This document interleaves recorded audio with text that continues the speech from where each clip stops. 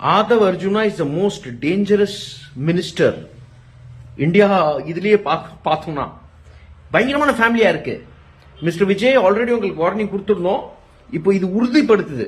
நீங்க டிசைட் பண்ணுங்க உங்க பார்ட்டி ஃபியூச்சர் என்ன இருக்க போகுதுன்ட்டு, எப்படி இருக்க போகுதுன்ட்டு. சிம்பிளா சொல்லிடுறேன். சிம்பிளா சொல்றதுக்கு என்ன இருக்கு, பயங்கர காம்ப்ளிகேட்டடா இருக்கு, தலையை சுத்துது நம்மளுக்கு.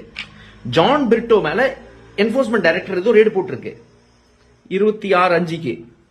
ஜான் பிரிட்டோ மேல ரேடு போட்டது எதுக்குன்னா, ஏதோ ரெகுலர் ஹேபிச்சுவல் ஒஃபெண்டர், இந்த கடத்தல் விவகாரத்துல அவர் பேர் வந்துட்டே இருக்கு, அடிபட்டுட்டே இருக்கு. பட் மனுஷன் வெளிநாட்டுல இருக்காரு.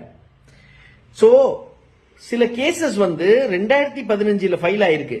ரொம்ப பெரிய கேஸ். 2015 ஃபைல் ஆன கேஸ் சிஜிஎம் எர்ணாகுளம் கோர்ட்ல. அந்த சிஜிஎம் எர்ணாகுளம் கோர்ட்ல 218/2015 அந்த கேஸ் நம்பர்.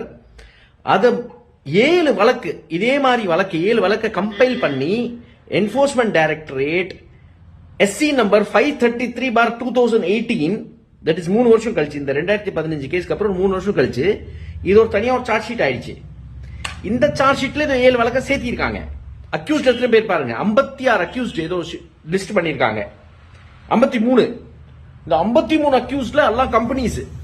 மார்டினோட கம்பெனி, அவர் பார்ட்னர் ஜெயமுருகன், ஏகப்பட்ட பேர். அதுல லீமா ரோஸ் பேரும் இருக்கு, டெய்சி பேரும் இருக்கு. டெய்சினா ஆதவ் அர்ஜுனோட வைஃப். இவங்க எல்லாம் சேர்ந்து இந்த கூட்டு சதியில, பயங்கரமான சதி இது. அதுல 1000 கோடிக்கு ப்ராப்பர்ட்டி, எக்ஸாக்ட்லி சொன்னா 917 ஏதோ crores-க்கு ப்ராப்பர்ட்டியை சீஸ் பண்றாங்க. 467 கோடி இவர் பேர்ல, மார்டின் பேர்ல, ஜெயமுருகன் பேர்ல ஏதோ மீதி இருக்கிற பணத்தை இதெல்லாம் சீஸ் பண்ணதுக்கு அப்புறம் 2 ப்ராப்பர்ட்டியை சீஸ் டைம்லயே வித்துட்டாரு மார்டின். சீஸ் பண்ணதுக்கு அப்புறம் வித்துட்டு என்ன சொன்னார்னா, இந்த மாதிரி எனக்கு சம்பந்தமே இல்ல, அது கம்பெனிக்கு சேர்ந்தது, மார்டின் ரியல்டர் ஏதோ கம்பெனிக்கு சேர்ந்தது, இன்னொரு ரிசார்ட் கம்பெனிக்கு சேர்ந்தது, அது வித்துட்டாங்க, அதுக்கு தகுந்த மாதிரி நான் ஒரு ப்ராப்பர்ட்டி ரீப்ளேஸ் பண்ணிட்டேன். நிறைய ஆர்டர்ஸ் பார்க்க வேண்டியது இருக்குங்க இந்த கேசஸ்ல. நிறைய ஒரு ஆர்டர் பார்த்தா பாஸ்போர்ட் கொடுங்க, எங்களுக்கு பாஸ்போர்ட் கொடுங்க, எங்களுக்கு பாஸ்போர்ட் கொடுங்க, நாங்க வெளிநாட்டு போனோம்ன்றே வந்துட்டு இருக்கு. பயங்கரமா இருக்கு இந்த கேஸ் எல்லாம்.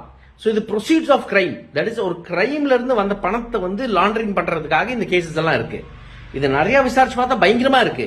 பட் ஆதவ் அர்ஜுனா, மிஸ்டர் ஆதவ் அர்ஜுனா, நீங்க மாரல் ரெஸ்பான்சிபிலிட்டி எடுத்துட்டு until your name is not cleared, நீங்க தயவு செய்து வெளியே போங்க. கட்சி விட்டு கட்சியை முழுகிருவீங்க போல இருக்கு.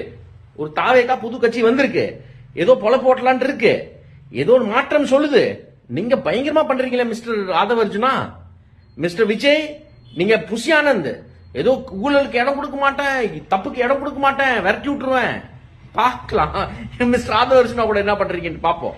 திமுகக்கும் எனக்கு நடுவுல யாரு வந்தாலும் நிர்வாகம் பொறுப்பல்ல. இது கிட்டத்தட்ட ஒரு 3rd கிரேட் ரவுடி பேசுற வார்த்தை.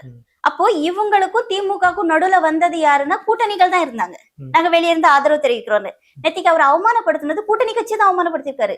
IUML இருக்கட்டும், விசிகே இருக்கட்டும். நான் காங்கிரஸ் பத்தி பேச நான் தயாராவே இல்லை. ஏன்னா காங்கிரஸ் ரொம்ப பெரிய மதிப்பான ஒரு பார்வையில பார்த்தது. நான்லாம் எனக்குலாம் காங்கிரஸ் எல்லாம் அவ்வளவு பிடிக்கும். ஆனா இந்த எலெக்ஷன்ல அவங்க பண்ண